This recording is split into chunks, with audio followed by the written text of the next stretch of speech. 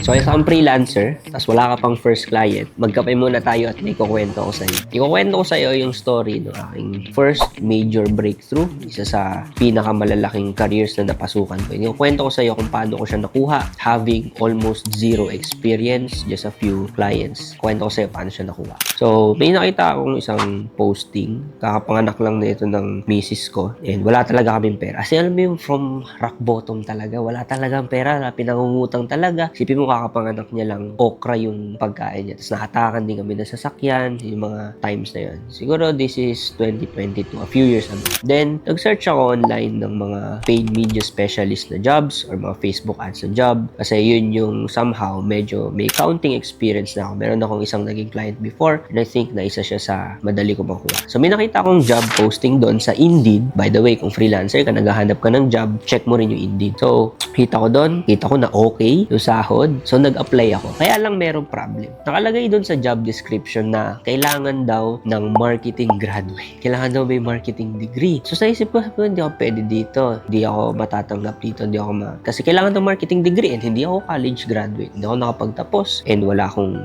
ganong klaseng degree. Hindi pa related yung undergraduate course ko nung time na nag-aaral ako. So, there's no chance. No chance na makapasok ako sa work na yun. Pero guess what? I did it anyway. Nag-apply ako sa job, apply ako sa work. Sinabi ko yung totoo na hindi ako finish pero I had few clients and ginandahan ko lang yung portfolio. And luckily, nakapasok ako sa interview. Tapos yun na, during the interview, here's the tip na ituturo ko sa inyo. Communication is the most important skill that you can inject in whatever career. Kasi during the interview, all I did was I show up, confident akong makipag-usap, kinausap ko yung interviewer with full confidence. Sinabi ko sa kanya na no, I don't have a degree, I have very little experience when it comes to this particular topic, but I'll be the most hardworking person ever see. I will learn from you. I want to learn from you. I know that you're a very intelligent person. So may halong kiss as ng konti, di ba? Parang binola ko siya ng konti. I know that I can learn from you. I want to learn from you. You can teach me the advertising strategies, all of that. So parang binola ko siya ng konti. And sinabi ko na if you didn't like what you see, just hire me for a month. You don't have to pay me anything. If you don't like it, you can just fire me and don't give me the job. But if you want it, you can move forward. So yun yung nangyari. Confident ko siyang sinabi, maayos ko siyang sinabi,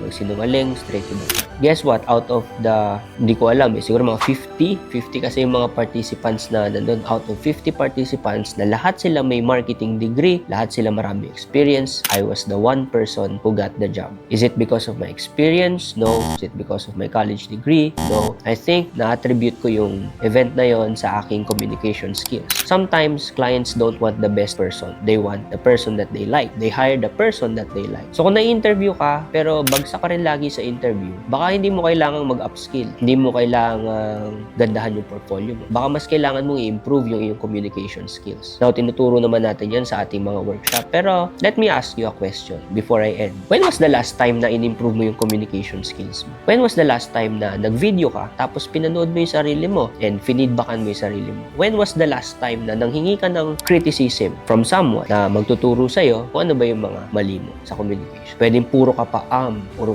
ka pa puro nalilito ka pa. Wala ka pang feelings, wala pang emotions yung pagsasalita mo. So that's probably one of the reasons why hindi ka nakukuha sa interview. So my number one advice, if you're starting out freelancer, or kung kahit experienced freelancer ka na, learn how to communicate, learn how to talk.